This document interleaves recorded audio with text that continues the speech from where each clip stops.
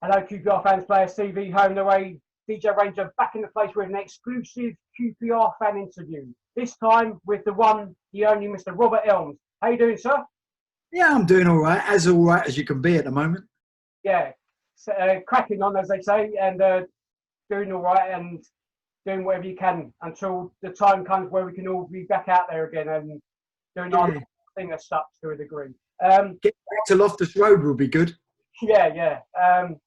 Obviously, thanks for coming onto the channel. Basically, I asked you on because obviously, and you're willing to come on to a Q&A about being a QPR fan. Obviously, the questions are generally QPR based, so it's not too tough for yourself. And obviously, just do DJ myself to a degree. Obviously, not. I do online stuff, and I used to do radio before. You do an ongoing radio show on BBC London. Is that correct? Yeah, it's not only correct. I've done 26 years, 6 days a week. Right. I've done a fair amount, it has to be said. I do 3.5 hours a day, 6 days a week, and I've done it for 26 years. Oh, and it's not just music. I play lots of music, but it's also talking and interviewing people and all of that. I mean, obviously, you're into your music like myself, and obviously, if you get guests on, whether it be, obviously, at the minute, you know, whether that can happen, obviously, not, I assume, with the COVID. Not in the studio. You know, like myself, you like your music, depending on what genres you like. I suppose you play whatever you want to play and stuff like that. You know, it's great. You enjoy it. It's an enjoyment. And, you know, I'm sure the hours fly by when you're playing your music or doing your interviews with people that come on your show and not on the station. Yeah, I mean, I get to play the sort of music I like, but I like lots of music. I like soul and I like reggae and I like some kind of pop and rock. I like country. I like most, you know, anything except hard rock. I'm not a hard rock man. Anything other than that. I think you've got to have a bit of difference, because if you listen just to one genre, it can be pretty limiting yourself, really. It could be a bit boring, and you know. So obviously, to have anyway. But that's good to hear. And good luck. Keep going with the radio show as always. Just a few questions I'll say about being a QPR fan, if that's all right, Mr. Elms. How long have you supported for the QPR for? I went to my first game in 1966. So someone do the sums, however long it is. But it's over 50 years. I'm 61 and I was 6 when I went to my first game. Okay. So it's 55 years. A long time. A very long time. My family are real West London. My dad was Latimer Road. My mum was White City.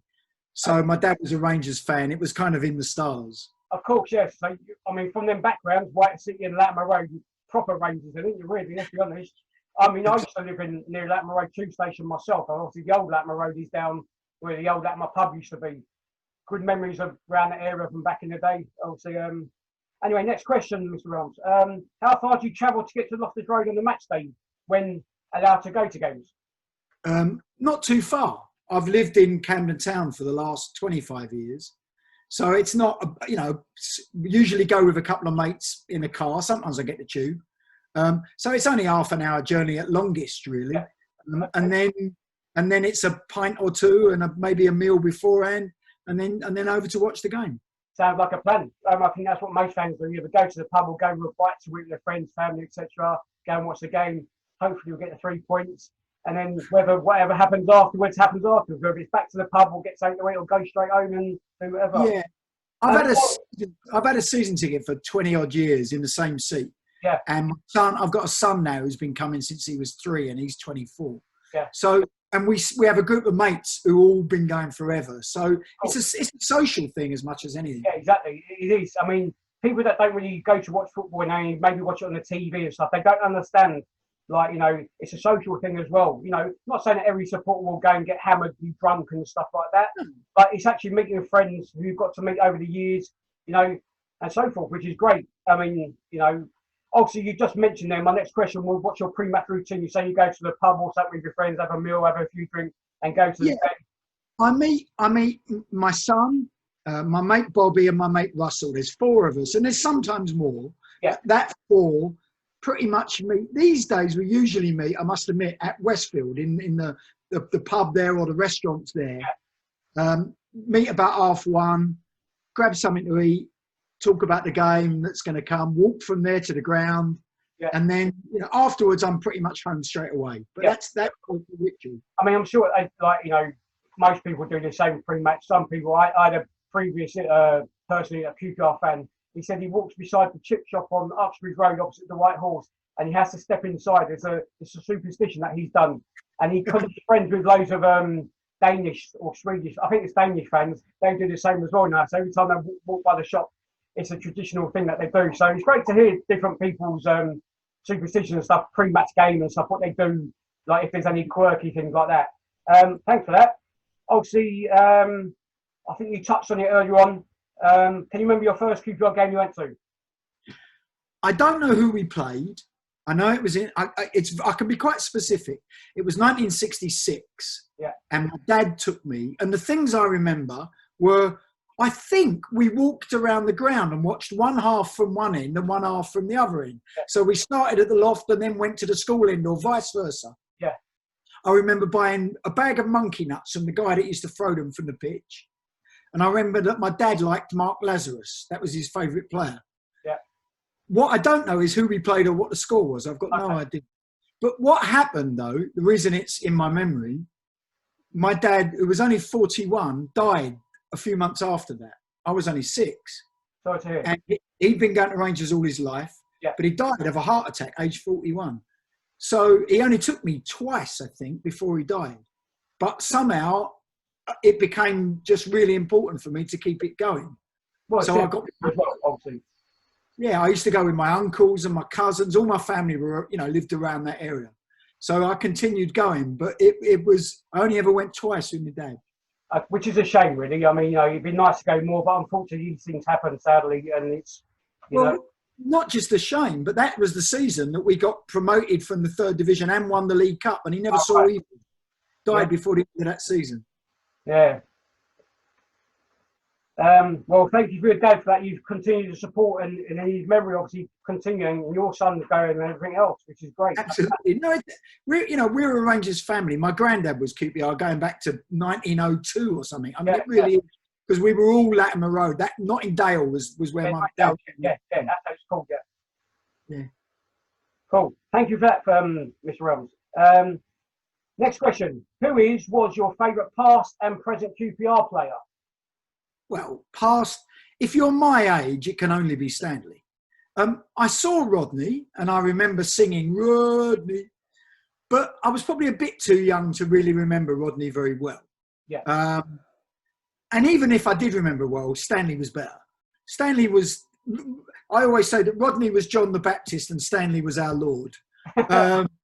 He was the greatest footballer I've ever seen. And I also got to know him a bit later in his life. Okay. I mean, obviously, still with us, but sadly not well. Yeah. And he was just one of the most charming rascals you will ever encounter. He was a magnificent footballer.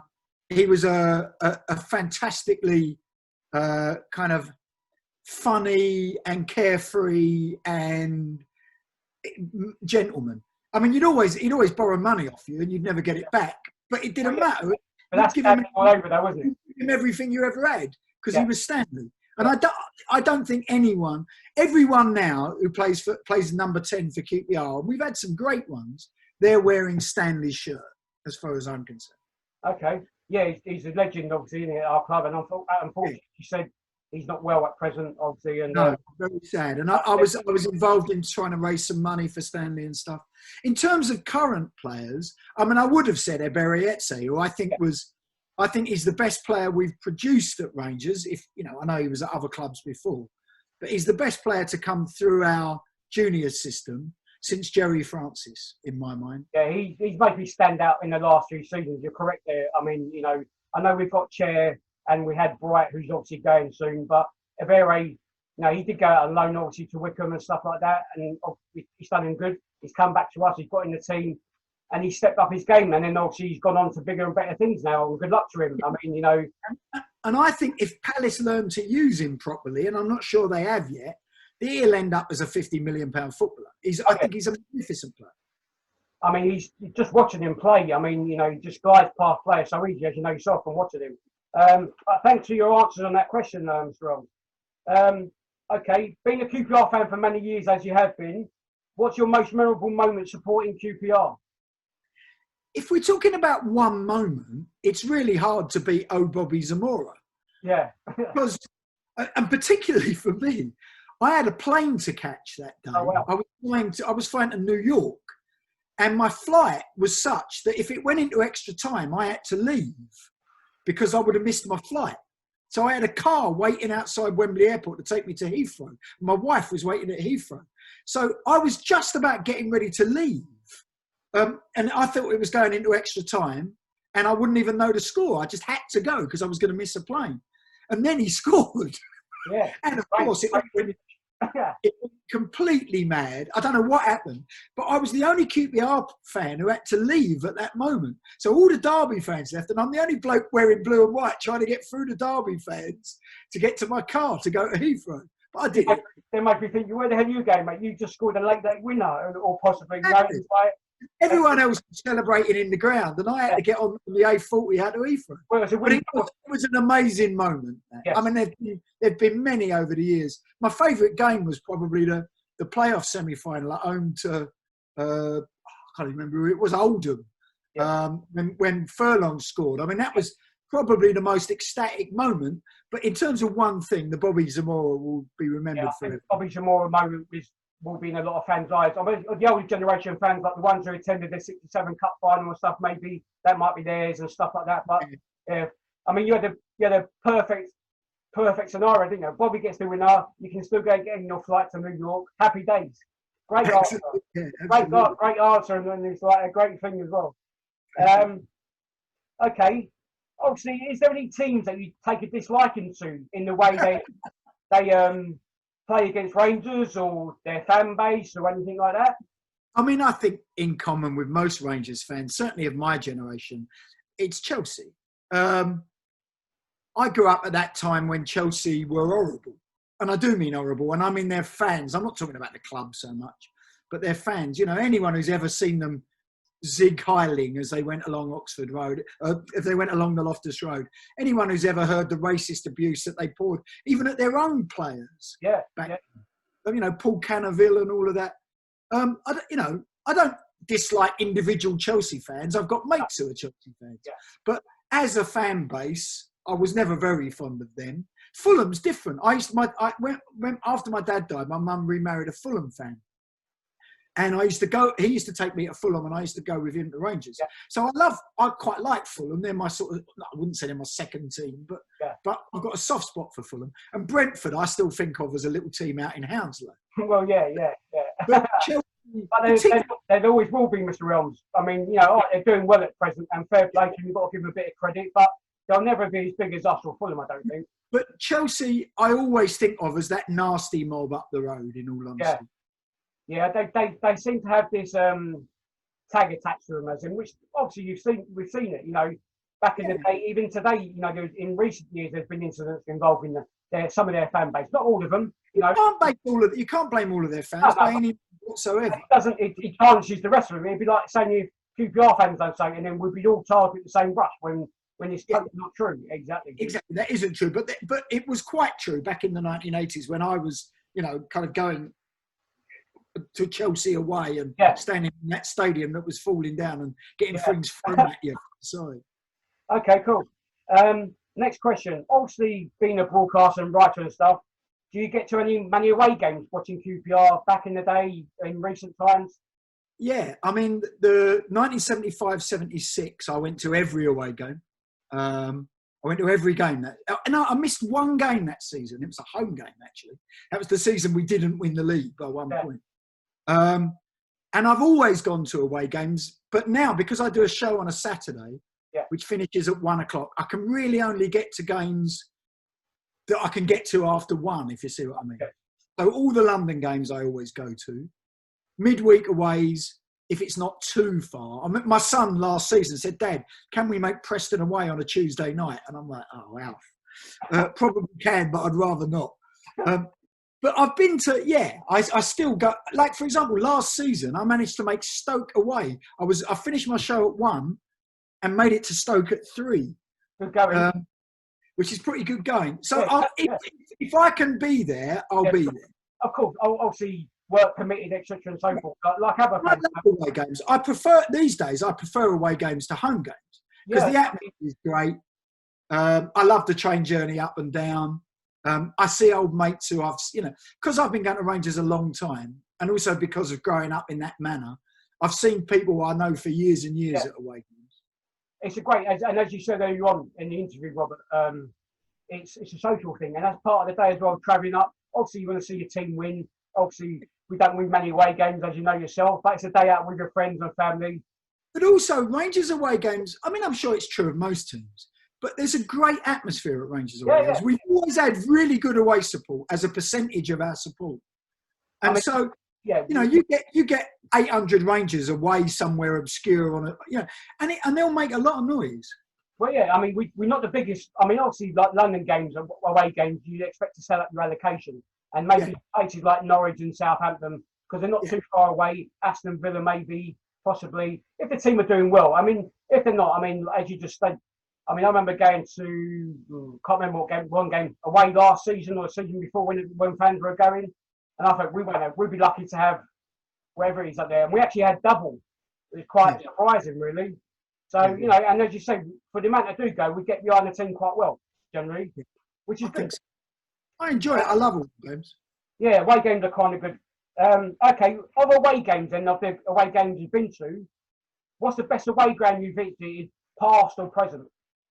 I don't know about the best ground, but the one I always used to love going to was Highbury. Not the Emirates, but the old Highbury Stadium. Because we always seem to win there. I've got loads of memories. I live in North London, and I have done for many years. So most of the guys around where I live are Arsenal fans. And I used to meet up with a lot of them in the Highbury barn. I'm going back to, I was there when Jensen scored and all of that. We always win there. So Highbury has very, very good memories. And it was a great old ground, Highbury. Can't stand it. Yeah. I love Highbury. That was probably my favourite. Proper old school ground as well, like Aston Villa's ground. It's like, you can tell Villa's good. Villa's a good ground. I still like going to Millwall. Even though it's kind of hard work, I like it. It's always an adventure. Yeah, it's a day out. It's a lively day out, that's for sure. It is. I like Fulham too, although it's always freezing. Yeah, but somehow that walk from Hammersmith Station up to Fulham Palace Road, full of pubs, is always a good one. Yeah. That's been lively in the past as well on the odd occasion, which is great. I mean, that's things that us football fans look at as well. Not just the game. Obviously, we want to see our team win, but the memories of walking down that road or getting a train and stuff like that, which is what it's all about. I mean, the people, as I said earlier on, the people that don't understand football fans it's part of the day. Of course, you want your team to win, but if you don't, then whether you go again after and again and again and again, and it leads to going for years and years and years, and it's just you get used to it, kind of thing. It's part of a life, really, I suppose. Yeah, it's to be honest, in lockdown, it's the thing I've missed most. I miss going out to jazz gigs. I miss going to restaurants. I miss going to art galleries with my wife or going shopping with her. But most of all, I miss Rangers, and probably most of all, I miss away games. Well, exactly. Yeah, I mean, it's a big loss in people's lives. Obviously, they're not dependent on it, but they do miss it because it's something they enjoy doing. It's not the same watching it. I shall watch the Cardiff game tonight on the telly or whatever it's on. But it ain't the same.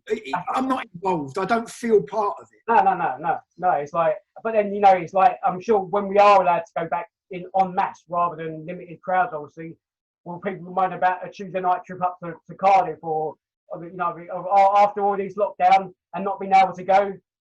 I hope people will be eager to get back, but I think some people will have got out of the habit. Yeah. I mean, you go to Rangers because it's a habit. Most of us, you don't go because we're going to win. Yeah. And if people have lost the habit, I think some of them might take some persuading to come back. Sure. I mean, every club, I suppose, as you say, Mr. Elms, it's like, they've lost the habit of going. So, it's like But particularly something like Rangers, because Rangers have, to be honest, throughout my lifetime, Rangers have had 15,000 fans. Never many more than that, and never many less. So we don't recruit new ones unless they're members of somebody's family. Yeah, of course. But it's a hardy bunch we got, so and then we stick with it. It's like absolutely. As long as it continue. Just one final question from myself, Mr. Elms, if that's okay. Can you sum up overall to myself and to the fans, QPR fans watching this vlog, why you support QPR? I'm sure all supporters think their club is special, and to them they are. But for me, QPR is sort of unique in that it is still, despite everything else, still a neighbourhood club. Even though most of the people don't live around the ground anymore, you know, they might come in from Hounslow, or they might come in from Camden, or wherever it might be, or, you know, further afield. Almost everyone who goes there has some sort of link to that part of London, that their family came from there, or they grew up there, or they lived there when they first came to London. And so it still feels like a community to me. And there is something wonderful about Rangers. We're a funny little club who over the years have punched above our weight many, many times. We go through periods of being useless, and I think we're in one at the moment. Yeah. But then you always know that somewhere we're going to produce something sort of out of nowhere. We're going to produce an Aberietzi, or we're going to get an Adel Tarab, to suddenly we're going to be playing exciting football again. And so there's something very wayward about this club, but I love that. And for me, it is about that. And it is most of all about community and my family's history. And, you know, I used to go and drag my granddad out of the smuts on the White City estate when his tea was ready. And I could see right next to the ground. I mean, that's what Rangers means to me. It's all those family stories. My family had stalls in Shepherd's Bush Market. My family had stalls on Northern Road Market. So when I go back there, I'm going back to my grandfather, my father, even my great-grandfather. And so that's what it means to me, in all honesty. Proper Rangers fan, you know? Proper QPR fan, going back to your roots, as I say. Absolutely back to my roots. And that's why, for me, I know Loftus Road is kind of broken and it's old-fashioned and it's all of those things. Personally, I don't ever want to move. I mean, if we have to, we have to. But I would rather have 15,000 fans at Loftus Road than 30,000 somewhere out near Heathrow in on a kind of some new soulless stadium. I mean, as you said earlier on, Mr. Ron, our club is unique in lots of ways, and that's one of them. Our ground is unique there's not many like it. I mean, only one club. I still get a massive thrill when I walk up the stairs. I sit up in the South Africa upper, and I walk up, and I'm usually saying hello to people I've known for years, and I walk up, and you see the pitch for the first time, and I still get excited every single time. You know, it's part of it's a way of life in a way, as that T-shirt says, and you know, and everything else. It's part of your life. It's a way of life, and long may it continue for us QPR fans. You know, until whenever. Well, I hope we'll be back there soon. Yes, let's hope so, Mr. Elms. And just once again, thank you for joining myself, Deejay Ranger, on QPR Fans on Players TV, home and away, to do a Q&A interview about being a QPR fan. That's it for myself, Deejay Ranger, with the one, the only Mr. Robert Elms. Go check him out on his BBC Radio London show and hear what he's got to say, what tunes he's got to play. We're out of here. Come on, you R'sss. You R'sss.